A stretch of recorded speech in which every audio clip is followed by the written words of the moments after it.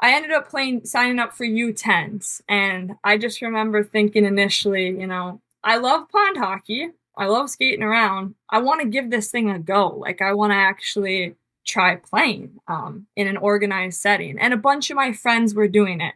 And so that was a prime motivating factor at the time, Sure. which, like most sports when you're a kid, right? Right. And so, yeah, I hopped on my first U10 tryout or whatever skate we had. Can't really remember, but all I remember is we had to do this drill where you had to go through the cones and stick handle. And I just remember being like, wow, this ice, it's a little different from the pond. We're doing like drills now. I'm used to just playing. Like, just Right. let me play. Like, I don't know a lot about drills. And Lance, stick handling, I'm fumbling the thing all over the place. I'm like, usually I just push the puck, try and skate around people, and then just go shoot it. Now we're doing a drill. And I just remember fumbling it and feeling a little bit like, these guys know how to do drills. This is pretty like my friends, they're a little bit better than I am, but I was motivated and competitive as crap.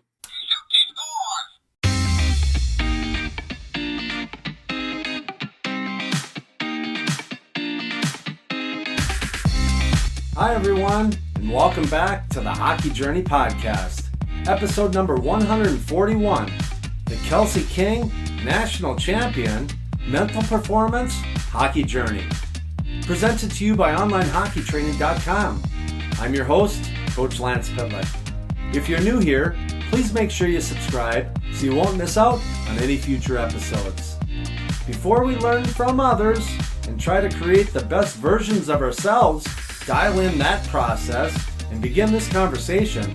If you want to learn more about me, my hockey experiences, what I know, and most importantly, how I've been helping hockey players get really good with a stick and puck, just head on over to OnlineHockeyTraining.com and gain instant access to my 10-part video series where I'll show you everything. Consider it my gift to you. Lastly, if you live in Minnesota or are visiting the state of hockey sometime soon and you want to schedule an in-person off-ice stick skills lesson, I'd love to have the opportunity to show you my little world. Go to sweethockeycoach.com, that's sweethockeycoach.com, and watch the video on the homepage for instructions. Thanks, and I look forward to working with you sometime soon. Today on the Hockey Journey Podcast, and I'm not kidding you, we have a truly inspiring guest, Kelsey King, a former Division I hockey player turned mental performance coach. Kelsey knows firsthand the challenges student athletes face on and off the ice, having played 5 years of college hockey, set records at Minnesota State, won a national championship at Ohio State, and represented the USA Hockey Women's National Team. But it's her personal journey through struggles with confidence, mental health, and identity that sets her apart. Kelsey now uses these experiences to empower hockey players and athletes to break through their limitations, sharing powerful strategies for mental toughness and personal growth. We have a lot to talk about, so ladies and gentlemen, please help me in welcoming Kelsey King to the show. Kelsey, thanks for coming on the Hockey Journey Podcast and welcome. Hey, Lance, thanks for having me on. I'm pumped to be on this. I'm really excited. We had a short chat last week, and just to kind of give the listeners here how we got connected, I trained Rookie of the Year, Grace Zumwinkle, over here for a lesson, and she said that you should have Kelsey on the podcast now that you're going to get going again. So I called you and you said, okay, let's do this. And here we are. Yeah, right? Grace, right? Just throwing a name out there, casual. Not a big deal.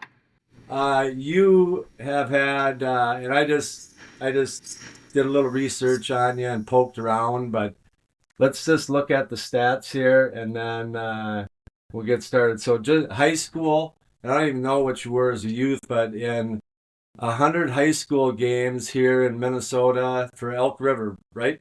Yep, Elk River. Elk River Elks. Got a few people I know out there. Dr. Christie, my chiropractor. But I get distracted once in a while.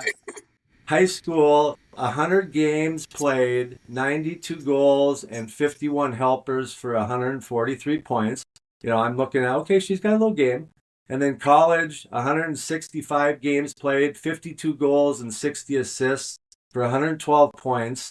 And I mean, you couldn't have scripted it any better, young lady. You transfer, we'll get into that, to Ohio State, and you get to win a national championship to cap off the old career, drop the mic, and walk away. I mean, that is awesome.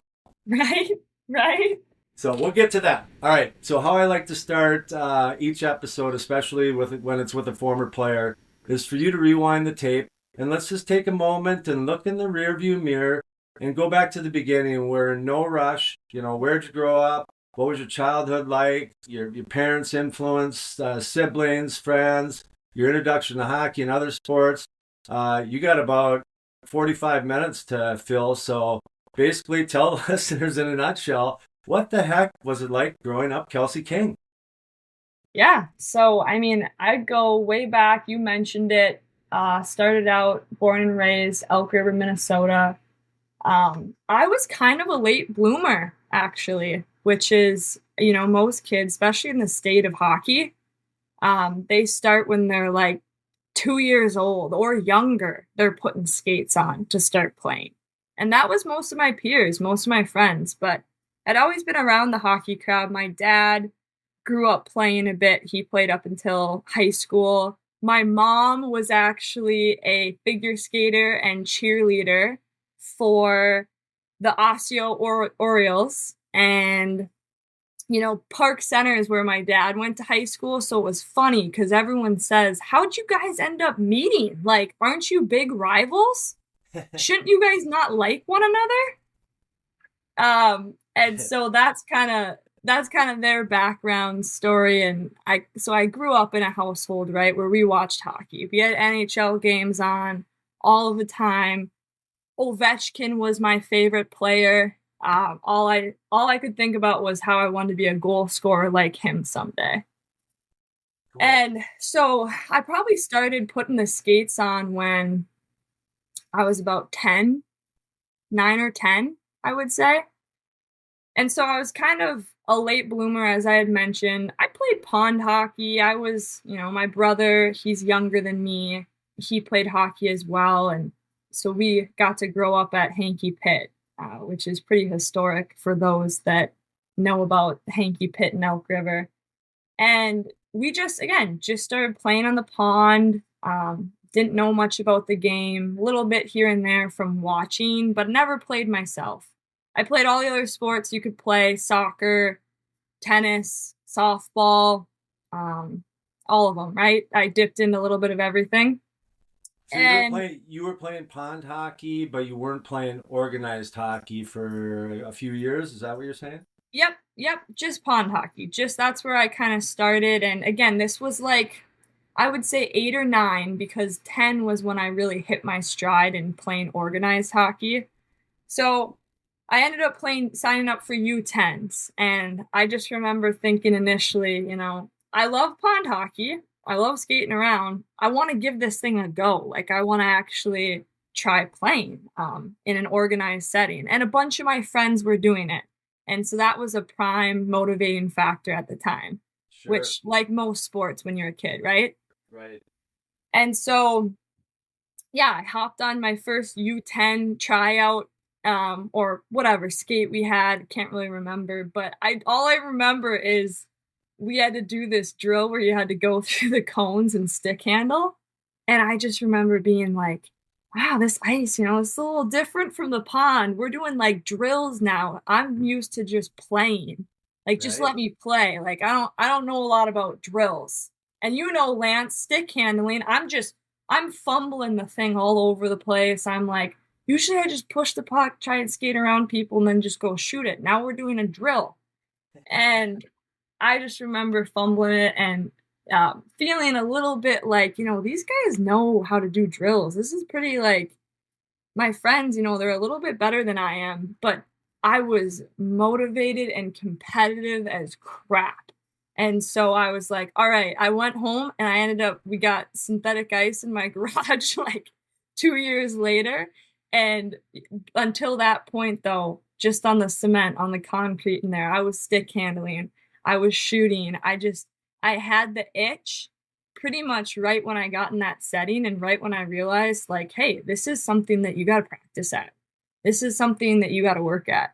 But that's not without too enjoying, I'm in the yard, example, I'm in the yard too earlier right after school, and I'm running my brother and his friends, the neighbor kids, through football drills.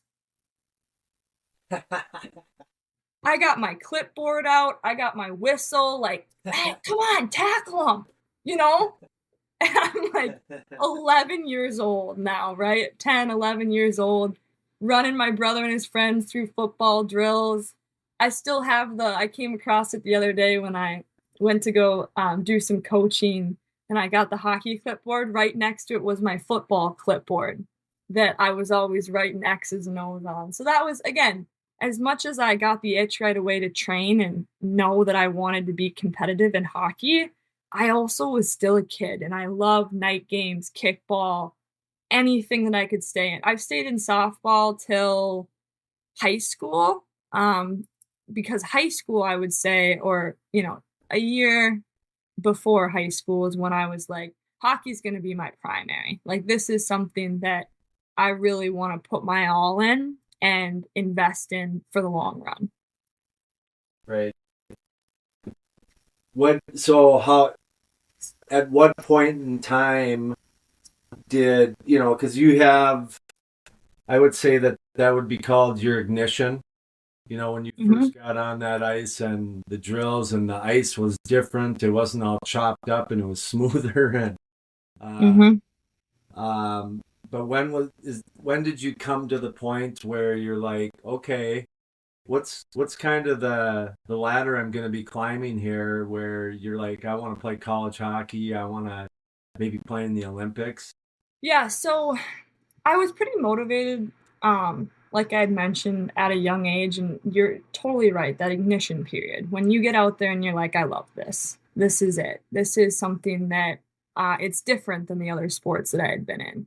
And I think what actually helped me to put words to that happened when I was about 12 years old, and I met with Sean Goodsell. For those that don't know, Sean Goodsell works with the Mental Edge, and he's a mental skills performance coach. And for the longest time, I knew I had dreams, I knew I had goals, I knew I loved playing hockey. But it wasn't until I met with him and he actually asked me, like, straight up, like, what's your dream in hockey? Like, your greatest dream in hockey? And it was in that moment that I said, I want to be an Olympian.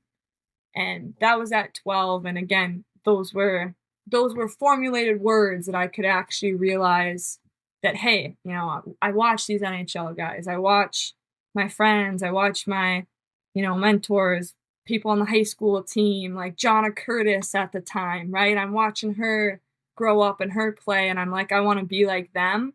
But who do I want to actually, like, what do I actually dream to do? And that was, I want to be an Olympian. That's what I aspire to do. And I think it was at that point when my awareness was heightened to put words to it that I started, it was that summer that I joined my first ever AAA team. And that's when I kind of got started. And again, once I was on playing AAA and, in season with my youth teams, that's when I really started to dedicate myself more fully to this dream of being an Olympian. Can I ask you a question? Yeah, for sure. At 12 years old, you had your ignition moment a couple years prior to that. Yep. And you're 12 years old. I'm just wondering how you got connected with Sean, because I know Sean Goodsell. My boys have worked with him in the past as well. And I'm just wondering what connected with you so early in your hockey journey. Was it your parents sensing that, okay, she has an uncommon passion for this, or were you dealing with some other stuff? Because it's not just, a lot of this upstairs work that we have is not about all the positive stuff. It's how we manage the crap that we think about sometimes, right? Yeah, absolutely. So what happened with you? I mean, what was it, just the passion of it that let's see if we, let's get her dialed in if she really wants to chase this, because she's behind the eight ball a little bit and she's going to have to gain some ground. Yeah, that's a great question. I would say it's a mix. I would say so. My dad was the one that got us connected, and he met Sean at a parent seminar at the Elk River High School. And he went up to Sean after this presentation and said, "Hey, would you work with my daughter?" And Lance, I'm 12. I'm thinking at the time, Dad, what the heck are you talking about? I don't need no mental skills coach, Dad. I'm just fine. Like, I get super. I'm coaching my brother out in the yard on football. I don't need no help. Yeah, exactly. And that was since a young age, I was always just so like wanted to be the leader, right? Self-motivated, self-driven. I wanted control. I wanted to be the one in charge, right? And Yeah. and what ends up happening in when you're wired that way is you're obviously super competitive when it comes to sports. And so when things don't go your way, you don't always respond the best. And I can I see you I can see you right now. You're punching people in the stomach. I mhm, gotcha. mhm. Oh, and slamming, that kid that slams their stick on the ice and you're like, oh my gosh, like, or their body language is so readable. Even if Oh, you had never seen hockey before, you walk in the building and that kid doesn't score and you can tell right away that it ruined the rest of their game. But here I am going, no, that's not a problem. No, that's fine. I'm just competitive, Dad. What are you talking about? Just yeah. let me go out there and play. Like, it motivates me. It drives me to go in the garage after that hockey game and shoot some pucks because I want to be better the next day. But again, I didn't realize that, hey, those things, that the way you react, the way you express your anger and frustration through being competitive, like there's a way to go about it differently than slamming your stick on the ice and having some bad body language. And so I think my dad knew that I had great passion because I put my all into everything. Like you said, like I'm putting my all into finding football drills online at 12 years old, 11 years Right. old. Like, and I don't even play football, but I need to make sure my brother is the best football player he can be. And so he knew I had passion and love for whatever I chose to do, but he knew that it was going to be a barrier to my performance if I didn't find someone that was going to help me see that this could wreck me in the future. I mean, think about recruiting down the road. Oh yeah. If you're a kid that's slamming your stick on the ice and your body language is bad and so readable, what college coach is going to want to take you on their team? Very few, if none. And so But I think he kind of knew to reach this dream I have, you're going to need some help because the way you react to being a competitor right now probably isn't going to help you towards getting to that dream of being an Olympian. and the one thing too, and I think all of us parents, this is really an important message right here, is that you know, as you're going through this, moms and dads, we try to guide our kid, and sometimes they take what we're feeding them like it's chocolate cake, yum yum, and then other times there's a little disagreement. So we get to a point where maybe the messaging from mom and dad isn't connecting over time, and that's when we realize that there is something different here that's positive, but it's got to be channeled differently. So, hats off to your parents for who can we find that's close to us that can help with this, and enter Sean Goodsell. Right? And they'll tell you, my dad will, if you ask him, he'll say, "Yep, we practically picked her up and had to drag her in there from the car." You're playing your pond hockey, you start organized hockey, and you have a little game. How long did it take for you to kind of catch up? Because if you started at 9, 10 years old, like playing organized hockey, I mean, you're chasing a little bit, but all those reps that you had on the pond hockey, just being a kid, were you that far behind? Yeah, I would say, like I kind of said, the organized of like drills, right? and the structured practices, that's a different beast. You know, you think about tryouts for kids, right? There's scrimmaging, but then there's this sense of, okay, we want to see your skill work in stick handling, or we want to see your skating, like inside outside edges. We want to see some of those things, right? That wasn't going to be my bread and butter. That was going to take me a little bit more time to develop. But when I got in that game situation and that scrimmage situation, that's where my mind just went, okay, pond hockey, right? That's just what we're scrimmaging. The systems, I mean, at 9, 10, you're not having as much systems. So, but the systems I was able to learn from watching hockey, NHL. You know, I can see D zone, I can see what type of forecheck they might have. You know, my dad's sitting next to me, kind of helping explain it. Like, I'm picking up on these things. It's those skills that maybe took a little bit longer to pick up of stick handling and, you know, enhancing your shot and drills and what that looks like. But the premise of just playing, which I think was such a gift to have actually starting late, of just knowing what it's like to play and not have pressure and not, you know, that part. Because I think that sometimes kids get overworked early on. And so I think that ability to take with me to just play free. And when I got out there and we finally could play a game, it was like, okay, yeah, this is just me doing what I love to do. And I caught up with the skills and stuff, but that happened, I would say, more so once I hit. So I never really made an A team until I played boys hockey. So I played 2 years. Yeah, everyone's out there saying, "What did you just say?"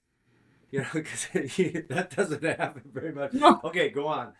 no, you're exactly right though, and that's where my story is very unique. So I played 2 years of U12s, U12Bs.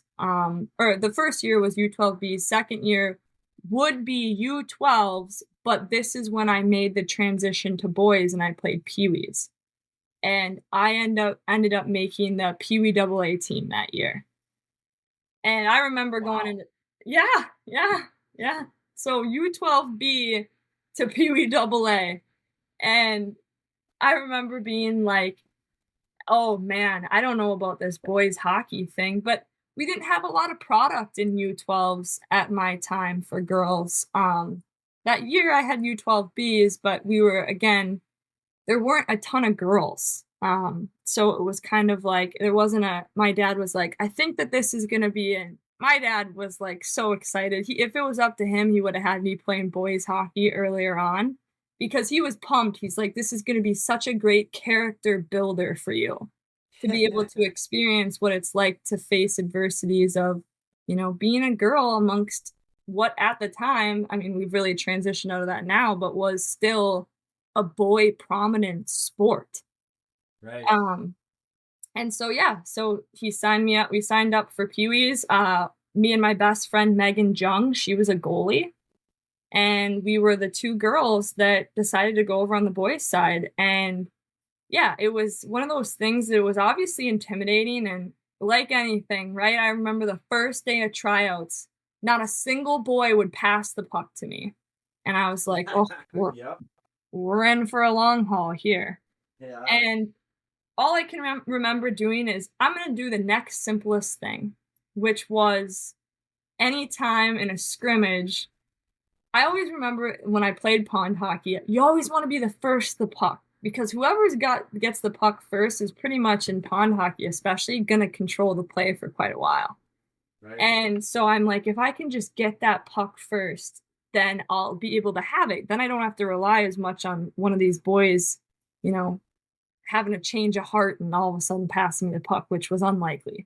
So anytime that they threw a puck out and they, you know, blew the whistle to change, I was the first one out of the penalty box because that was what I can control and that was the way that I was going to be able to get the puck.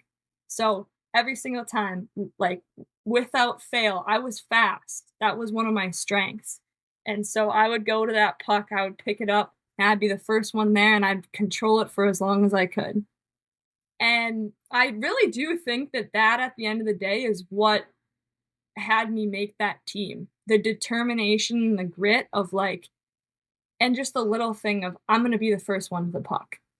And I genuinely, again, eventually the guys started to, okay, she can skate pretty fast, she's kind of in the right spot.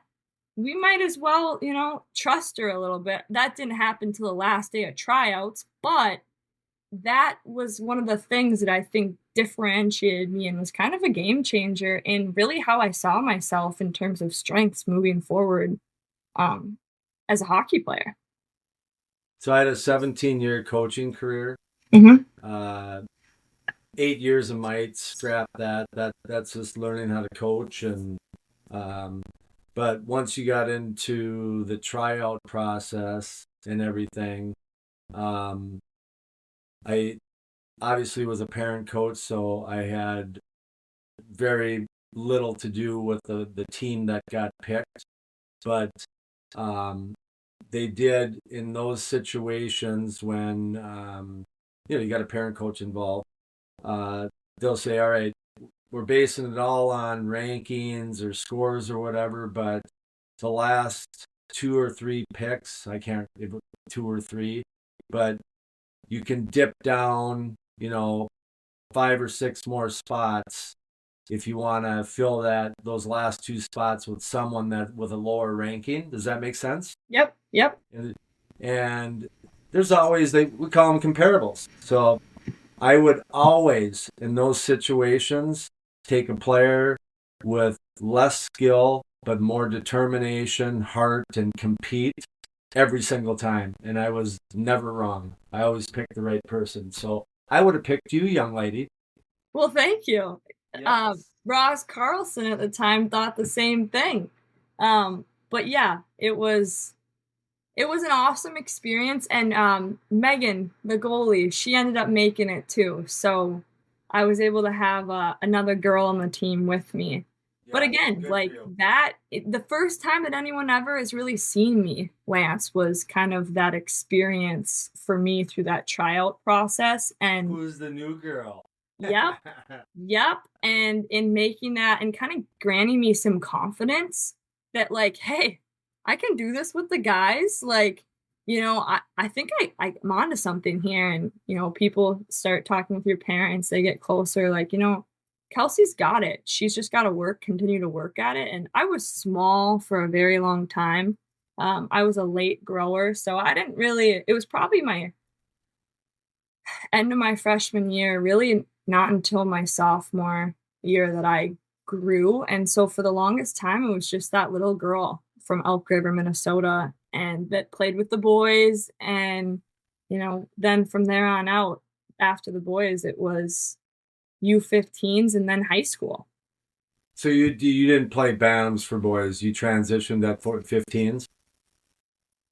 Yep. So instead of playing Bantams, I just did my 1 year with the boys and Pee-wees. And then it was kind of that time, the deciding time of, I think it's one of those things today, especially U15s is less heard of. A lot of 7th, 8th graders are going right to high school. Especially in smaller programs like Elk River is. Yes, exactly. But for me, again, just part of my story that's different is I went to try out for the high school team and I didn't make it.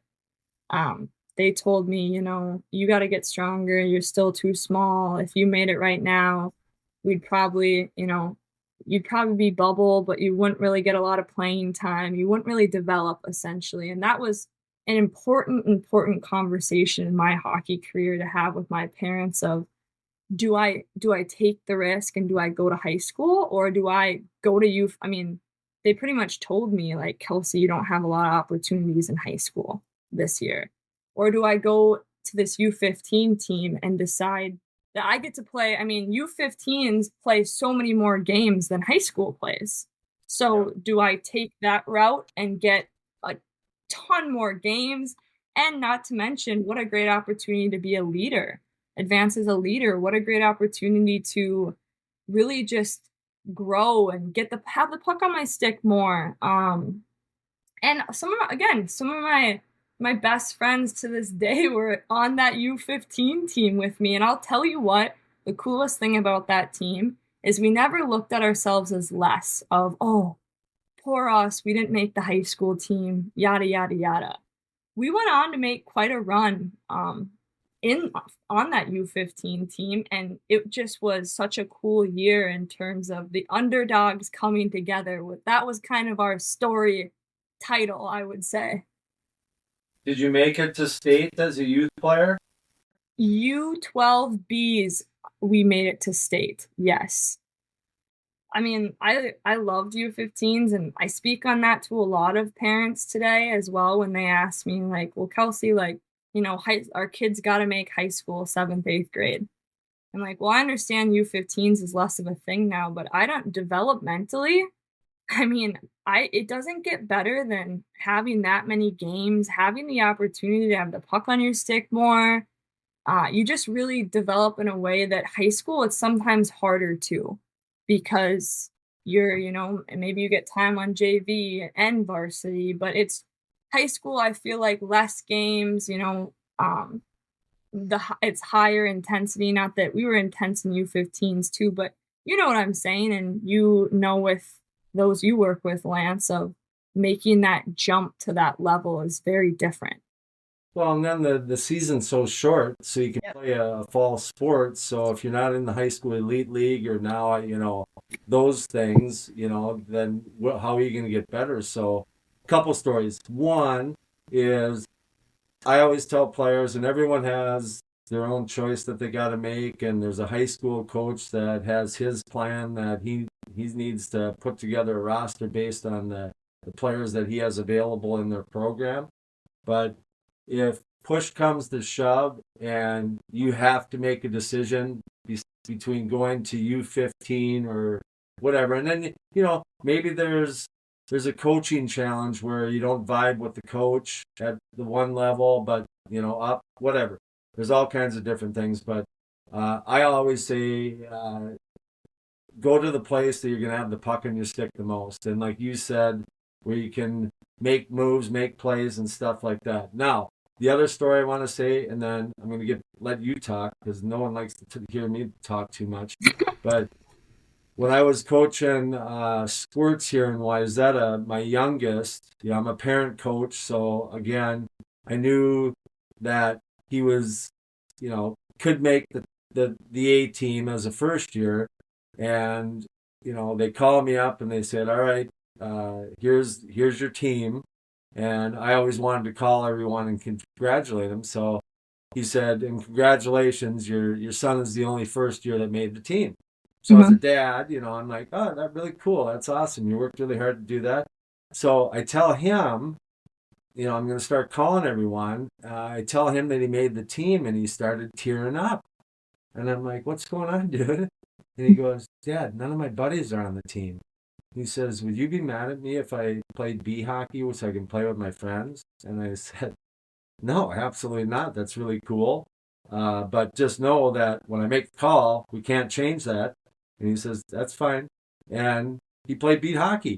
And it was the best thing that ever happened for him because, he was a little better. So he was one of the better players on the team, had the puck in his stick a lot. And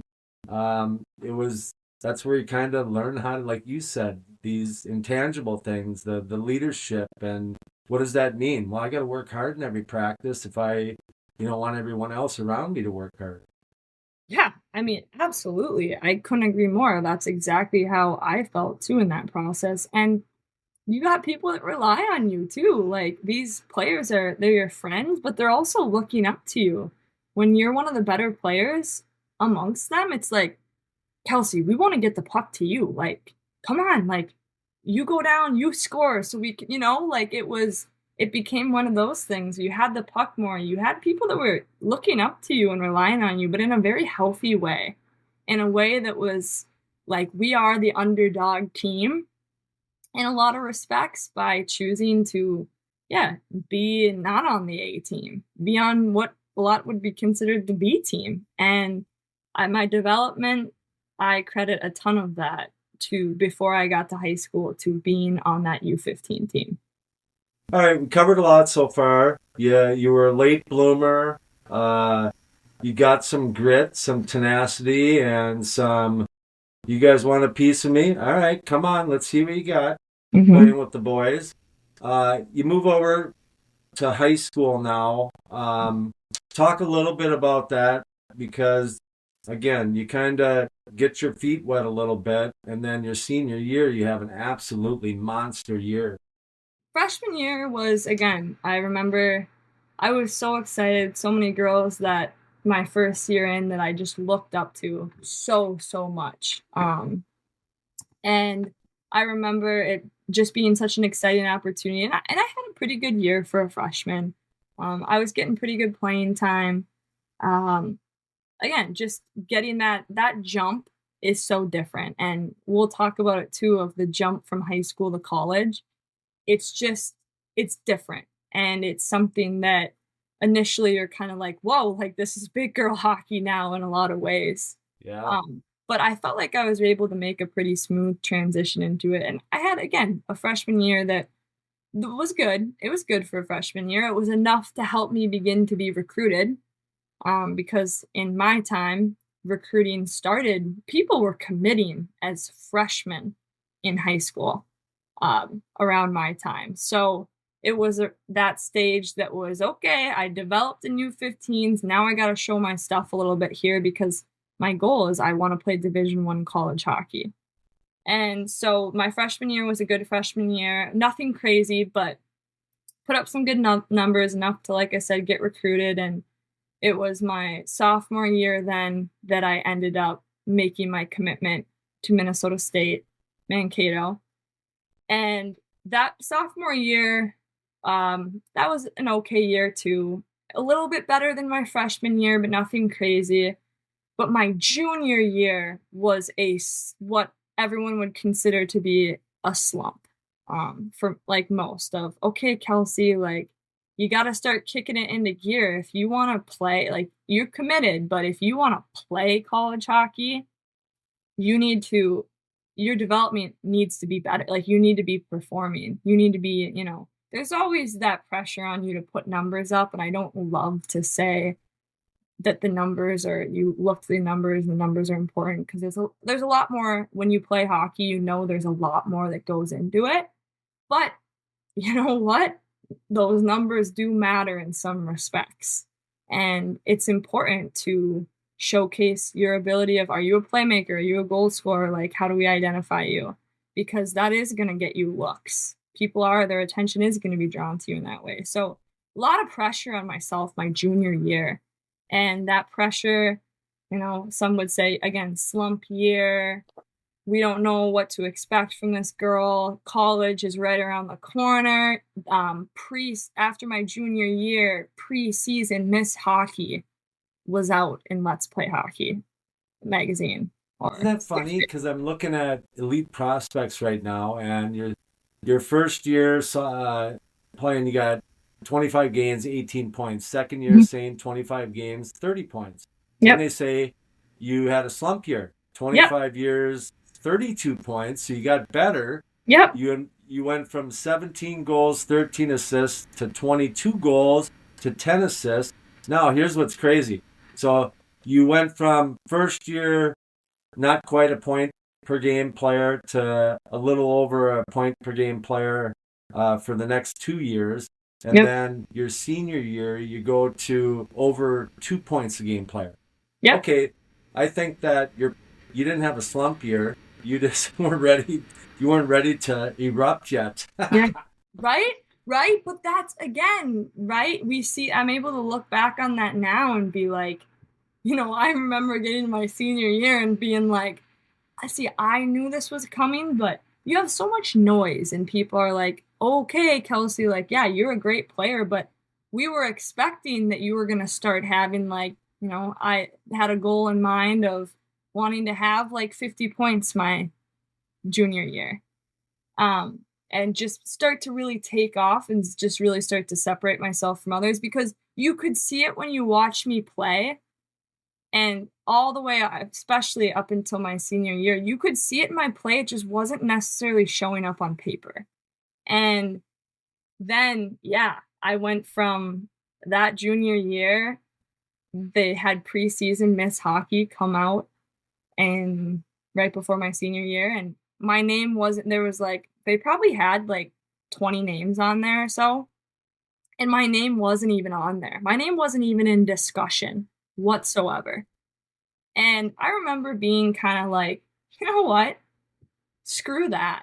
Like, Yeah. I again, if you watch me play, it might not seem that way because I don't have the points that some of those girls have, but my play, like I have that potential.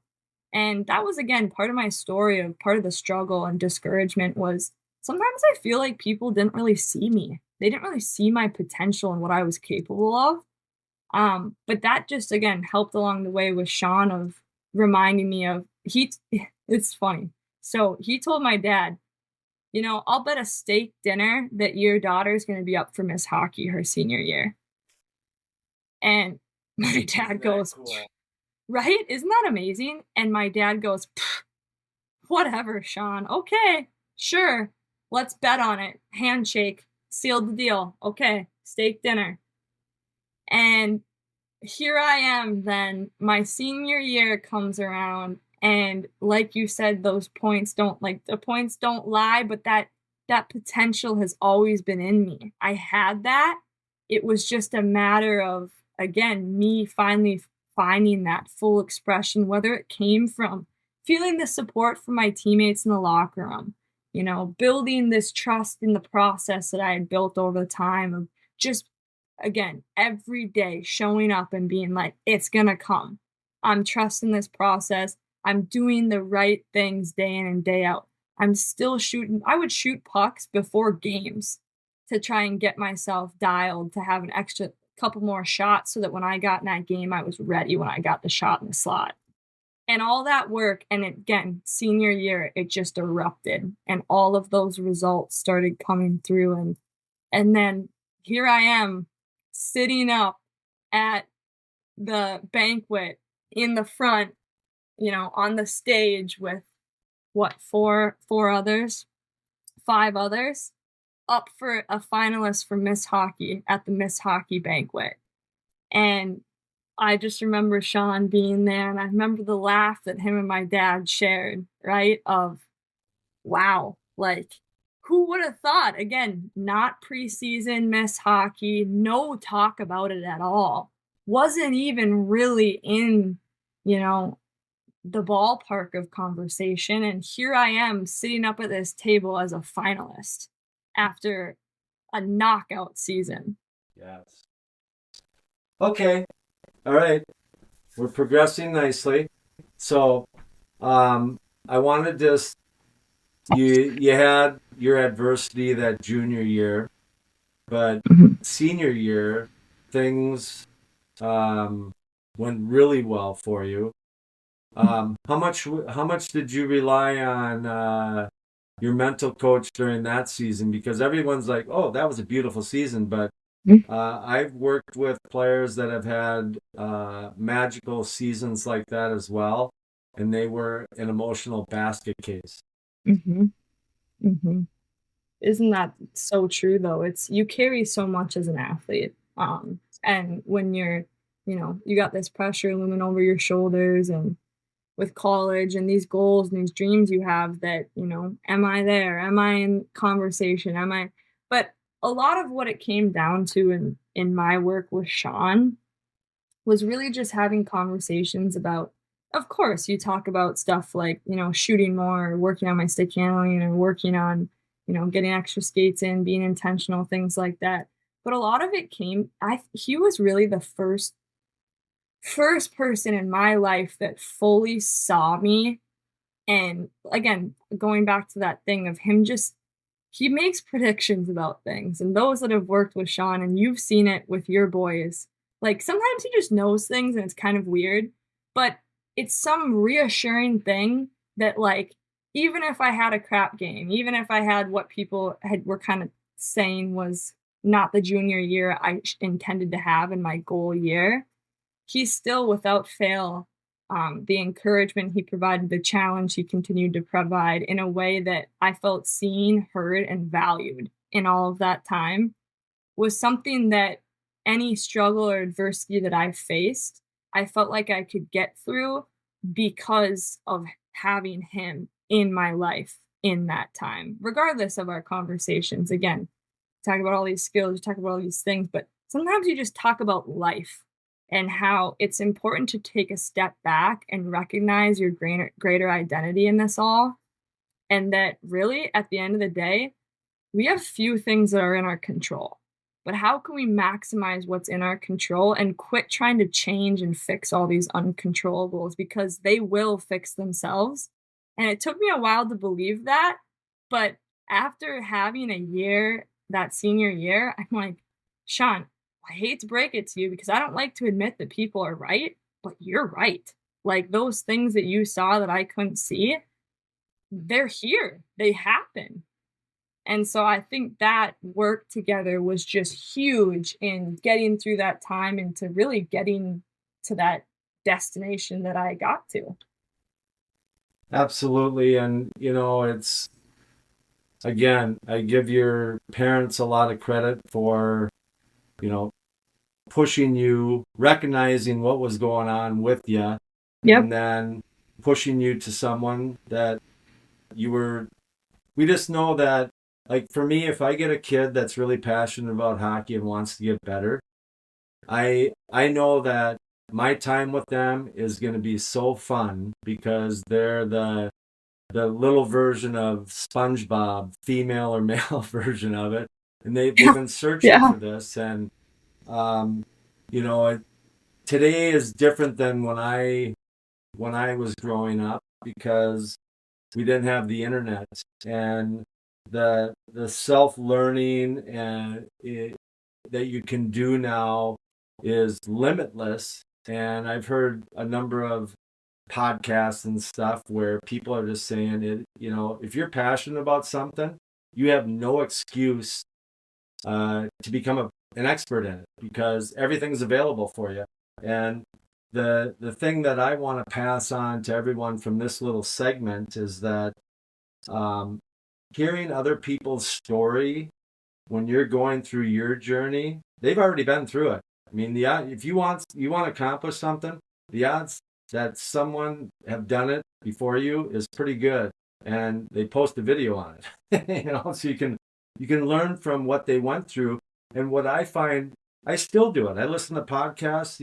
I'm trying to develop this podcast to get it to a different level, but and it's discouraging sometimes where I'm like, holy cow, then I'm not making any progress from a getting paid standpoint. But I know that I hear other people's stories that there comes a point where do I give up and why am I doing this? What is my life and all that? But you hear their stories of perseverance and stuff. So relying on other people is an important part of this process, and trying to find people that have been through it like you have is so it's a game changer. And if you're serious about becoming one of the better people in whatever sector you're trying to, you have to do this.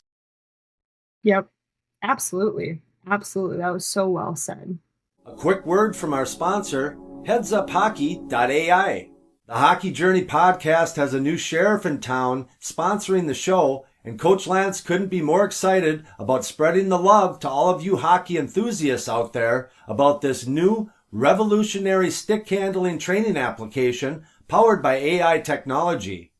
Michael Fitzgerald and his team over at headsuphockey.ai have absolutely knocked it out of the park with their engaging product that encompasses the majority of the stick skill development sectors like dribbling, faking, cupping, and to me, the most important hockey enhancer of all, and that's vision training. Oh, and did I forget to mention that all of the progress players gain over time using this spectacular device is achieved in a gamification environment, providing performance analytics and data tracking to ensure continuous forward momentum. If interested in picking up a headsuphockey.ai and start the process of separating yourself from the competition, use the code CoachLance at checkout and receive 10% off your developmental investment into yourself. Thank you, Michael Fitzgerald and the headsuphockey.ai team. All right.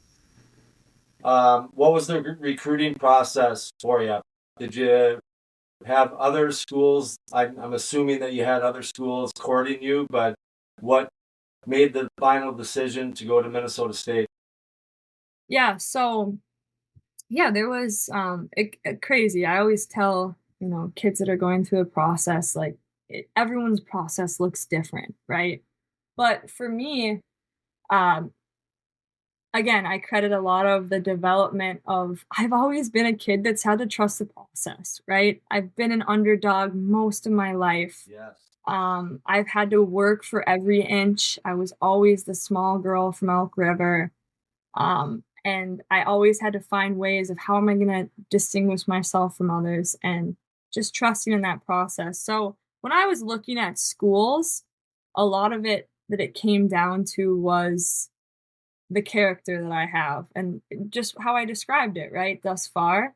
And so I was like, I could go to a U of M, I could go to some of these championship schools that win a lot, and that would be awesome. And that would be a super cool experience. But I was like, something that I think I desire greater is that I want to go somewhere where I can turn a program around because that's been my story. That's been my life story since I first put my skates on playing on the Right. pond, Yes. is I've been someone that I want to change. I want to create some change. I want to be the girl that makes the boys team. I want to be that B player that becomes, someone that others look up to by my senior year as I'm up for Miss Hockey. And so Mankato, when that presented itself, and I went and I was on campus, and I always tell people too that, when it just feels right, and it just felt right. And in talking with Harrington and talking with that coaching staff, I'm like, and I told them straight up, hey, this is what I value. Like, I want to help turn your guys' program around. I want to be a leader in your program. Like these are the types of, it fits my character very well. And so that was kind of what was the deciding factor for me that when I came across Mankato and when I had put thought into it, it was like, yeah, this is the place for me. How many other recruiting visits did you go on before you picked them? Yeah, so I went on 3 other. I went out east for the Labor Day tournament with the Whitecaps. That's a Yeah. super popular one, and that was where I was able to go to Brown, check out Brown. Boston College. Boston College was actually my dream school, but I only went there because I had known a girl that played on the team and she took me around campus, but their coaches never reached out to recruit me any further. So I was able to, again, just get a feel for what it would look like if I went out east. And my parents will tell you, I always said, oh, I just want to go explore and be out east and whatever. And here I am going to a Minnesota school. So it's kind of a crazy coincidence. But it was in being out there and being in Minnesota that I realized, they're two different spots, right? But I couldn't get away from the fact that, this just feels right at this Mankato school. And right before I committed, actually, which again, as a kid, you grow up thinking, oh, I want to go to the U of M. And right before I was about to make the phone call to make my commitment to Mankato, Frosty called me with, No way. yeah, no, I can't make it up. I can't make it up. He called me literally like the night I was about to make my phone call to Harrington. And he's like, you know what, like, Kels, we really want you to, you know, come and see the school and we want to talk with you more. And I knew the WCHA was so awesome. And I was like, I definitely want to be in that league. That kind of separated it from out east. And the U, again, you're like growing up, I watched the U. I watched all those girls. Like, you're from Minnesota. That's what you do. And yeah, and Frosty's like, we really, we want to talk with you more. We want to explore options. And I'm like, Frosty, like, I'm about to actually make my commitment to Mankato. And he's like, whoa, hold on. Let me call you back in like let me call you back in like an hour. Can you wait like an hour for me to call you back? And I was like, yeah, sure, that's fine. I can wait. And so I waited and he called back and he's like, we wanted to make you an offer right now. We can't make you an offer right now. Could you wait like a month or a couple more weeks for us to, figure something out and have a little bit more time to set you up with a visit and yada, yada, yada. And I go, honestly, I got my place. I'm very thankful for you guys taking the time to reach out to me, and Frosty and I think um can't think of her name right now. She coaches at St. Thomas. Bethany. Amazing. They were at, and Joel Johnson, they were at the U at the time. All amazing coaches. Like I looked up to them, like they're awesome humans, right? And so it was hard to, be like, hey, I found my new home, but I appreciate you guys taking the time to speak with me, but this is what I'm feeling called to go to Mankato, and this is where I'm gonna go. Yeah, you're exactly right though, and again, something bigger than me has always kind of been my mission, especially looking forward to college and my future. I'm like, I want to be a part of something bigger than me and somewhere that I love the underdogs. I want to go change a program. Can you tell me, this is like, we could probably do this for another 3 hours. Yeah. Yeah. So good. So tell me a couple highlights of Minnesota State that when you were there, and then let's transition to the best season you ever had. I think, I don't know, Yeah. you can tell me, but you won a national championship. It's got to rank up there. But talk a little bit about Minnesota State, how you got over to Ohio. Yeah. So Minnesota State, great school. I loved it there. Again, met some of my best friends and had such a great Harrington was awesome and presenting me with such a great opportunity. I was able to come in as a freshman and get a lot of playing time right off the jump, which was, for those that know, again, talking about how hard it is to make a transition from, youth to high school. Talk about a transition of high school to college. I mean, we don't have juniors, right? Yeah, yeah. So what a jump that is. And I remember, again, that whole thing of people being like, well, you can be a goal scorer in high school, but that doesn't mean you're going to be a goal scorer in college. And that freshman year is kind of, I don't want to say it defines people, but it is one of those where it's like, okay, like what is your hockey career going to look like, and how are you able to adapt quickly more so to the pace of play? And I was fortunate enough to get a lot of opportunity at Mankato, especially starting off right away freshman year. Played quite a bit, ended up all rookie team for the WCHA. Yes, Kelsey. Yeah. Yeah.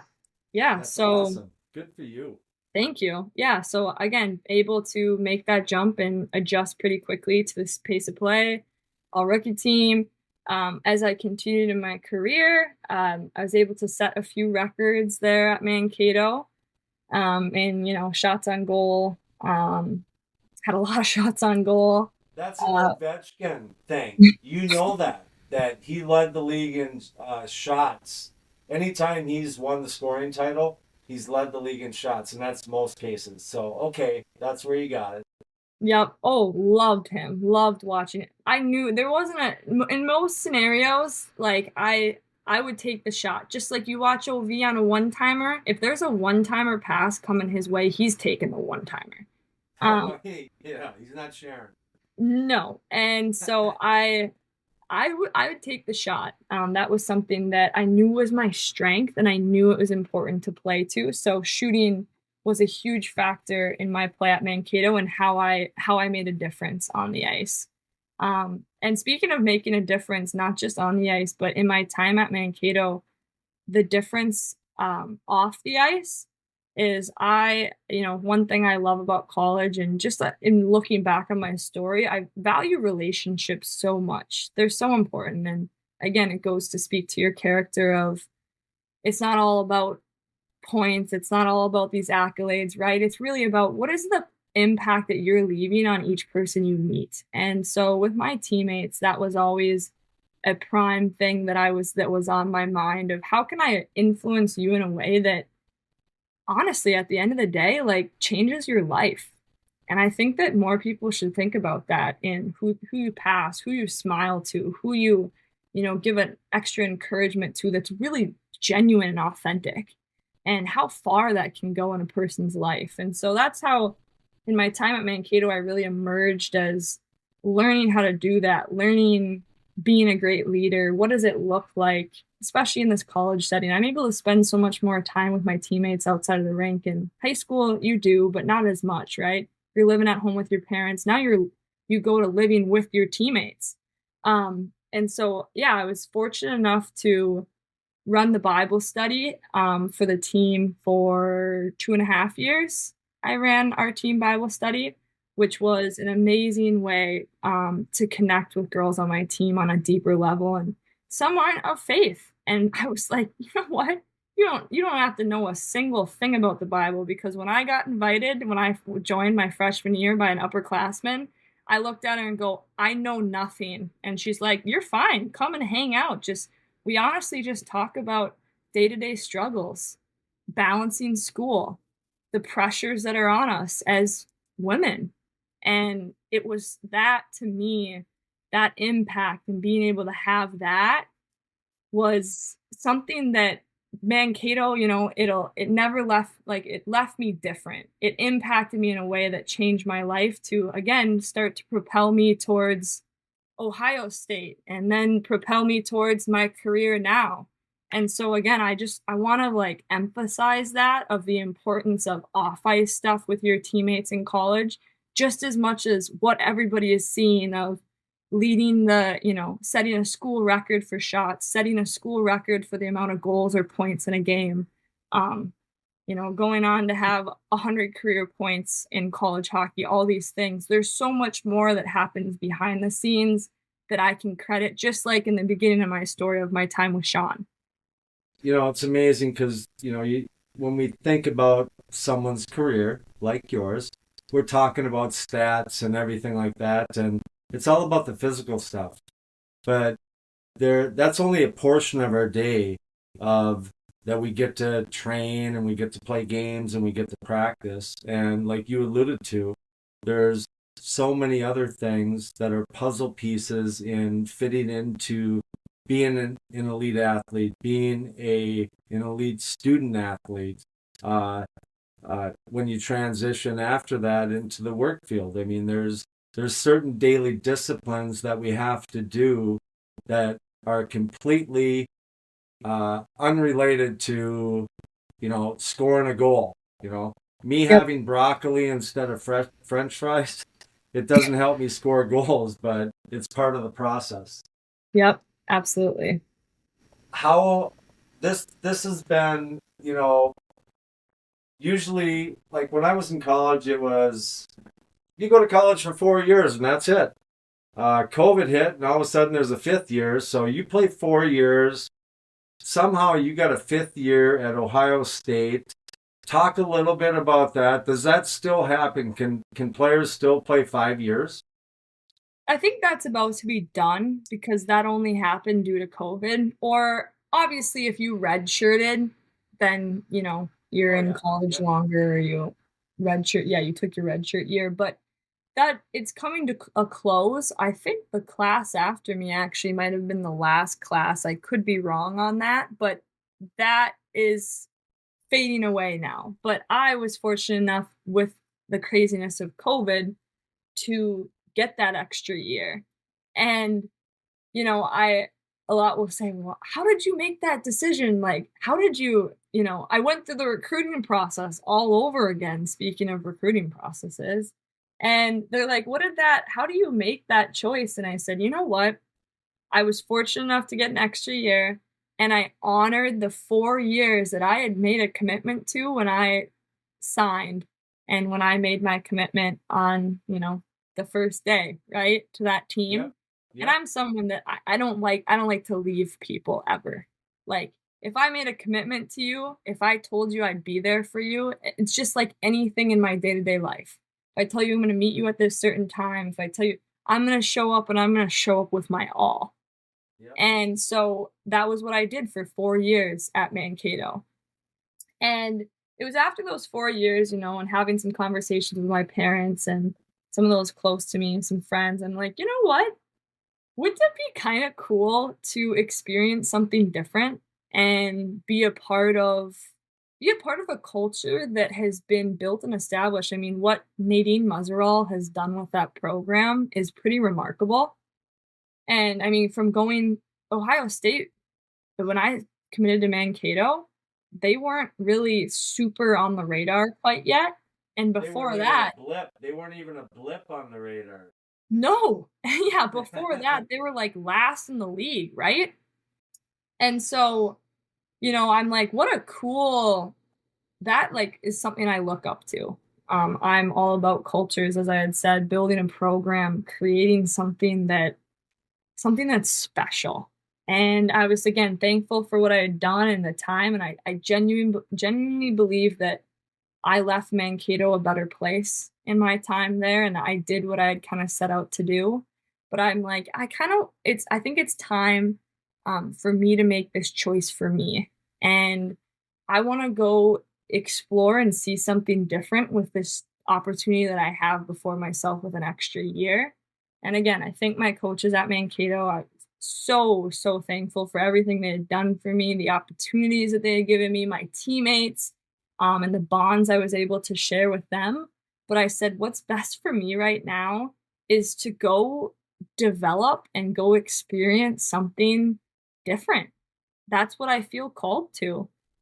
And so in the recruiting process and kind of going through all that, I kind of had an idea that, you know, I feel like Ohio State kind of rings true to me when I was going back through talking to schools. And I'll tell you, Lance, it is crazy. In just to speak to my past of, I told you about my recruiting process for high school and how I maybe visited like 5 schools or so, Yeah. talked to a few, maybe got like 3 offers really, but not much, because it was just, again, that was a lot, but it might look different. Everyone's process looks different. Now I'm in the transfer portal.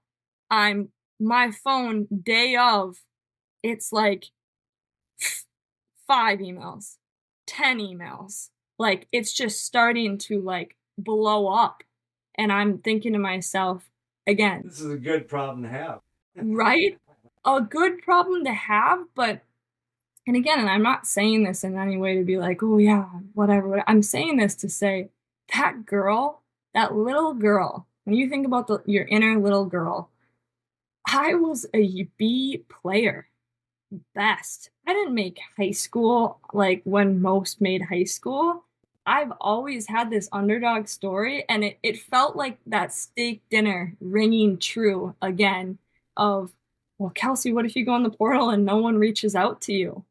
What if you go in the portal is like, a lot of don't know that, but going in the portal, you can't talk to anybody. But you can't know before you go into the portal if people are even really going to want you. I mean, I could have an idea because of the career and the film I have. I'm pretty confident in that film that I put out over the last 4 years, but I don't know. Like, I have no idea. It could be dry. I could get 2 people that reach out to me. I have no clue. And so again, that moment of like, you know, you've done well, kid. Like you worked hard. You've done well up until this point, and it's kind of like that rewarding factor of people have seen that. People have seen the work you've put in. They've seen what you've done, and there's value behind that.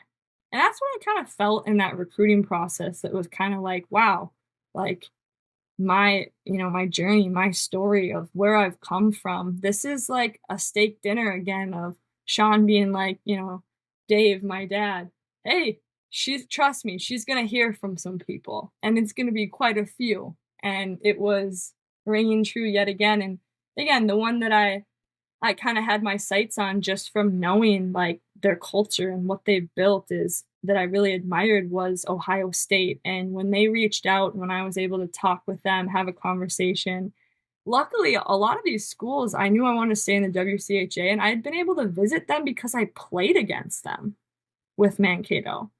And so, yeah, and when they rang, the phone rang from them, and I had a conversation with Nadine, and we talked about, what it might look like. It was kind of to me like a no-brainer. Like, this fits into my character, and this fits into, I really want to give myself a chance to develop in my last year, both on and off the ice, and push me in a way that I've never been pushed. And I'll tell you what, for those that know or have heard about Ohio State, they certainly push you. They might be one of the schools in Division One college hockey that, most disciplined from what I've yes, heard. yes, and that pushes you the most. Like, people joke and say boot camp, but us girls at Ohio State will be the first to tell everyone, yeah, you're exactly right. We're not going to sugarcoat it. It is boot camp. But in a good way, right? You watch Ohio State play and you can see the discipline, you can see the hard work, you can see the tenacity. Again, so many characteristics that I felt like were me. And it came down to three things. Like, I want to go somewhere where I can be pushed and developed on and off the ice. I want to go somewhere where I can grow in relationships with other and have a locker room and a culture that's unified. And I want to be in a place of excellence. I do want to get a chance to win a national championship. I do want to know what that's like to be on a team where our number one thing that we're focused on all of the time is how can we be better so that we can win? And not that other programs aren't doing that, but they do it in a way that's different. And being in that locker room after having a year there, I know I can attest that I got all three of those things from that experience. And I walked away with a national championship. Yeah, you did. So cool. One question that popped into my head from Mhm. the portal standpoint. If someone goes into the portal and they don't get picked up, what happens? Maybe if you talk to your school that you were at and you say, hey, I don't have any options. Would you guys take me back? But Yeah. most girls or guys, they're not gonna do that, right, Lance? Like, you don't want to get put in that position. But if nothing comes, you're done. Does that happen with players? Or do most get picked up by someone? I haven't, no one I've known, no player that I've known that's went into the portal has that ever happened to, but I'm sure That's it good. has Good. happened to someone out there. Yeah. Okay, I was just curious. That just popped into my head. All right, Yeah. let's talk about your year at Ohio State. I know that they're very disciplined. They have a process, and you act a certain way every single day. And if we do that collectively, we're going to be successful. Um, did you know early on when you got there, practices started, games started, that you knew something special was going on? Oh yeah. I had remembered, it's funny because I always, when I, talk about that year, I talk about like these girls that a lot of transfers came in that year. And these are girls that I've looked up to. Like, and I've been fortunate enough to play beside um at USA hockey events, at a rivalry series and at collegiate USA hockey teams. And I remember it was like 3 years ago, I was sitting in a locker room with our U22 collegiate team, and we were playing the national team to prepare them for Beijing. And I remember sitting around the locker room talking with Hannah Bilka and McKenna Webster, Hadley Hartmeds, and we were all just like joking around, and we were like, what if what if this was a college team? Wouldn't that be insane? And here I am sitting in the locker room with McKenna Webster was my roommate at Ohio State. Um, Hannah Bilka is now transferred and at Ohio State. Hadley Hartmeds is my stall buddy. She sits No right to way. my left. Wow.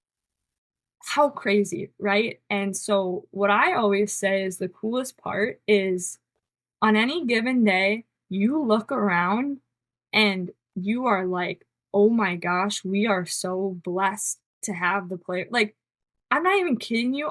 You know, when you go in a battle and everyone, this is outright honesty. You have some people on your team where you're like, oh, I go in a battle, like, we're not very, like, I'm outmatched. I know when I'm outmatched in a battle, when I see who I'm going against, or when I see who I'm going to go against and I go, I kind of outmatch them. You tend to have that because talent is usually pretty spread out on teams. But in practices, I'd look at the person I was about to go against and I'd be like evenly matched, if not outmatched, every single time. In the way that, and that's why Ohio State, and that's why that team was so special, because when you're outmatched, it pushes you and challenges you in a way that you need to develop as a player. And so that's why their development there is so outstanding because we were blessed enough to have that every single day in practice. We were playing a national championship game every single day. Yeah. And off the ice, talk about high caliber players, high caliber persons, like people. Like these girls were incredible. I mean, how much leadership we had in the locker room from Kayla Barnes, um, a multiple Olympian, world champion, um, and her leadership that she brought being a transfer. You know, we have multiple Team USA, multiple Team Canada girls in that leadership, senior leadership group. Obviously, and the underclassmen as well, but just in terms of leaders and people you're around all the time that are just not just great athletes, but they push themselves just as hard off the ice. And one of the coolest experience, and I got the privilege too of at Ohio State in that last year being able to start the first ever team Bible study / hangout. And I say Bible study / hangout because it turned into, you know, everyone come over. We're cooking dinner for everybody. We're having everyone over for dinner. We're making pasta. You know, we'll watch a movie after and have hot chocolate. And our ability to hang out in a setting where we had deeper, real, authentic conversations is something that, again, I credit. You talk about championship teams and you talk about chemistry on the ice. No, chemistry starts off the ice. It starts in your ability to, I can look to my left and my right. I can look all around the locker room. And to this day, I would fight tooth and nail for every single one of those girls, you know? And I know that they would do the same thing for me. And that's what is so special about what's cultivated in that program. And a lot of it comes from, Lance, that dry season and the, again, discipline that we have, the deep, authentic, real conversations we have. And I know that's not a popular thing in college, but it brought us together in a way that most teams, it's hard to bring people together like that because who wants to, you know, hang out on a Friday night, on a Saturday night when you don't have a game? Or, and who wants to hang out and just sit and eat popcorn and have hot chocolate and just talk about life, you know? I mean, people do, but you kind of in college, you want to explore, you want to experiment, you want to be able to go out and see new things. And that was something that our team, like, we didn't get to hang out with other athletes very much because we're so busy, because we have so much going on. And when you do have free time, it's a beautiful thing and it's a really cool experience to have amongst our, but you want to hang out with your teammates. And again, genuinely, it's hard to say that in all the teams I've been on. I've obviously had some of my closest friends, and I've bonded with people like that before, but I've never bonded with a whole team like that before. And it is something that is just special and speaks to the culture that they have at Ohio State. Yeah, you're not posting videos of sitting around eating popcorn on Instagram. No. But again, if you don't give a crap about what anyone thinks and you're focusing on, the what's important in your life, then you guys have a magical year like you had. And you never know when that happens because, maybe not everyone comes in there that shares the same passion that you do for God or, other higher powers. But you guys seem to have all the ingredients, the puzzle pieces. And I just want to fast forward to to when you got into the playoff run. Was it easy, or did you have some tough games? Yeah. Playoff run, I would say we had some tough games. I mean, they always say, right? It's harder to be at the top. When you're carrying, the torch of being at the top for most of the years and or year, and you've beaten a lot of these teams that you're starting to see again, especially initially, in that WCHA tournament, right before we really kicked off playoffs. Um, that tournament, we're playing these teams that we've played multiple. We've played UMD multiple times now. We've played Wisconsin multiple times, and Wisconsin mocked us. For those that aren't aware, it was like 6-3 that we lost to them in the WCHA conference championship game. And so that I mean, everyone will say from our team, we needed that to happen. We needed that to happen because you need to know that you're not untouchable. That we are a very skilled and talented team, and we've had a really great season, but that doesn't mean crap in playoffs because any team can beat you on any given night. And if you don't remember that, if you don't humble yourself a bit when you're out there playing, you'll lose. And that's happened to us against Wisconsin. They were the better team by far in that game. And we needed to know that we aren't untouchable again. And so then, going into playing UMD again at home, that was a huge test for us in the first round of NCAAs because this is now like our 6th time playing UMD. And again, you are not untouchable. And we carried with us from that, game against Wisconsin. We played UMD and we just played so unified and so as one, and in a humble fashion of just recognizing that we got to step it up if we're going to go the distance. And from there on out, then we saw teams we didn't know, right? Like Clarkson is a team that we didn't know very well, and getting the chance to play against them and experience what that was like. That was a close game too. And again, all of those moments were definable moments of you need to know that people are coming for you and you're not untouchable. And if you want to go the distance, it's not going to be easy. It's going to be extremely hard. And all of that led right up to that national championship game against Wisconsin, where, I mean, a 1-0 hockey game is a very transitional hockey game. It was mainly in the neutral zone for most of the time, right? Like very back and forth, quick transition. And I just remember, and I'll say at the end of the day, it was that deeper connection that we all shared with one another that really helped bring us home to the end. And that's what I was proud most about of that playoff run and the season in general, when the clock struck 0 and we were national champions. It was like, we're national champions because it was never just about one or a person or a few people. It was about the whole collective unit.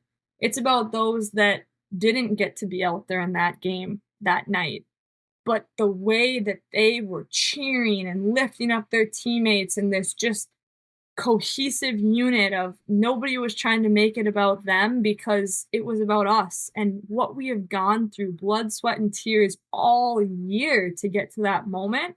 And I really do think in that playoff run, and the national championship game, ultimately, that was our differentiating factor of it all. Just everything that we had put in over throughout the year just came together. Well, congratulations. I have a gal that I train, Sloan Matthews. So Yep. so I have a little connection there, but I've been paying attention to Ohio State, and they seem to have the right formula. It might not be right for everyone, but if you can, I would say that what I hear compared to others is that it's like you said, boot camp. It's more military like, but in real life, it's it's our daily disciplines. It's no different. You know, what are you doing? Are you a good human being or not? You know, Yep. are you doing what you need to do to be the best version of yourself so you can support your teammates during combat? So cool. All right. Congratulations. I'm bowing to you. Fantastic. I think that's awesome. Thank you. Thank you. Not many people get to experience that. I went to a Final Four 3 different times. Never Wow. walked away with a national championship. Wow. And one of them was in my third one was against Harvard. We lost in St. Paul at the old St. Paul Civic Center Yes. in Yeah. double overtime, I think it was. So, Shoot. so what you did, fantastic. Thank you. Mentioned Sean Goodsell and the work that you did with him outside of all your physical training, getting better at skating, stick handling, shooting, nutrition, all that stuff. What did you go to school for? And now you are transitioning to helping other players chase their dreams. Let's talk a little bit about that. Yeah. So my story, and this is, just like my story in playing hockey, very different than most would have thought. So I went to school for nursing, actually. I went to Wow. three years at Mankato in the nursing program, and it was before my senior year that I go, you know what? I know that at least for the next 2 years after this junior season that I want to keep pursuing hockey. And I think that I'm not able to give my all to nursing in the way that I would want to give it to it. And I'm the type of person that I say it, if I can't give you my all, if I can't be all in, then it's not fair for me to um, try and go on and take someone else's spot that is just as passionate in nursing as I am. And my fellow some of my best friends too in my cohort, we're in clinicals, and clinicals are like 8-hour shifts. So I'd go clinicals, get some sleep, wake up, hockey, class, clinicals, like just a crazy schedule that I had for quite a bit of college. Talk about time management, right? And yeah, I'm looking at my fellow, you know, I call them teammates, classmates, but that's just my athlete brain. I'm always like, yeah, you're my teammate. They're like, okay, Kelsey. Anyway, that we're in this clinical, right? This guy is diagnosed with yada yada yada, and we gotta assess him and give him whatever and do all these things, because nursing, again, they're superheroes. Like, their jobs, I give them so much credit. They're amazing, and that's why I was interested in it, because I look up to nurses so much and their ability to care for others. But so and so next to me is like, yep, we need to do X, Y, and Z. We need to wrap it. We need to do meds, and we need to do this, and this. And this is probably stemming from yada, yada, yada. Anyway, in summary, it was in that moment that I was like, I did not know that. And I have a person's life, that is important and valuable. And if I don't know the answer to some of these questions, I'm doing a disservice to my patient now. I'm putting their life at risk a little bit here. And so it became a super important thing to me, that of realizing, again, this is greater than myself. And yes, it'd be awesome to be a nurse, but right now I'm not in a stage in my life with the demand and how all in I am with hockey. I can come back to nursing school, but I don't want to, you know, go through the motions in nursing school and not be the best and then be a average or mediocre nurse someday. Again, what I did and how I put my time into things was being the best version of me in all areas of my life. So I let nursing go. I ended up graduating. I went my senior year, I did dietetics and health and wellness. So I majored in a Bachelor of Science that kind of combined all three of those. And then grad school at Ohio State, I was a sports management master's major was what I did. And so it was in that time that I was working with Sean, still worked with him for 11 years. We're coming up on 12 years. Well, now we work together, but so 11 years, and I had to do an internship for my sports management program at Ohio State. And I was like, I was kind of going back and forth of doing something through, the athletic department at Ohio State is amazing. So I was going back and forth between that. And then I realized in my last year at Mankato how passionate I was about transforming the lives of others. I mean, I spoke on it a lot of just my experience with my teammates and just how I wanted to leave each place I left or each conversation I had with them. I wanted to leave it in a way that was leaving a positive impact on them. And, again, maybe changing their life one conversation at a time, which led me into talking with Sean and, becoming more and more curious about his work, how he got into it, what it looks like, all of those things. And finally, I had that internship opportunity pop up, and I go, this would be a great time for me to ask Sean if he's ever thought about doing an internship before for someone, which he hadn't. And he said he never thought about doing it, nor had he ever thought about taking somebody on to, kind of mentor in the same field of the work he does. And that's where it started, is that internship while I was at Ohio State. So by now, this last August, I got 500 hours of learning, and I would say 25 hours of actual experience with some clients. And that's where I'm sitting now with that experience from him, who, again, for those, Lance, Sean, for those that do or don't know Sean, he is a mastery level mental skills performance coach. And so I was super honored to get that chance to do that with him, and then fortunate enough for him to sign me on as an independent contractor. And now I'm, people can find me at the Mental Edge Inc. And just like that, a new movie begins to play for you. Well, Miss King, this show has come to an end, my friend. I want to congratulate you on an amazing hockey life. You've traveled the hero's journey, and I just want to say thank you for being you and making the game of hockey so much better than when you found it. I'm excited to hear you're still going to be connected to hockey and helping all those young ones out there chase their dreams. If there's anything I can do to help you and what you got going on, please don't hesitate to ask.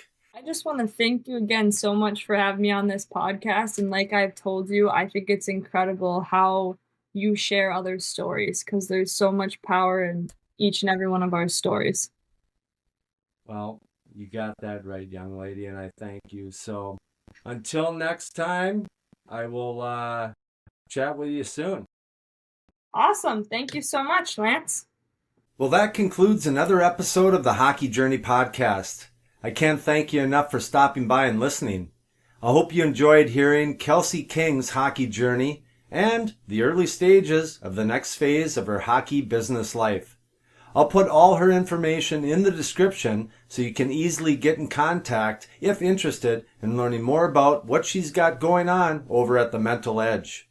As always, you can book an in-person lesson with me at sweethockeycoach.com, or if you need some guidance regarding your stick skill development at home, besides just doing the same small handful of drills, just head on over to onlinehockeytraining.com and let me show you how you can become a mega learner with my monster 1200 off-ice stick skill drill library. Lastly, if you think there's someone in your circle of family and friends that might like this episode as well, please share it with just one person. It will really help me in growing this hockey community. Again, I appreciate you being here. Don't forget to subscribe, rate, or submit a review. I hope to see you back here soon, and do me a favor, make someone close to you smile today. All the best, my friends.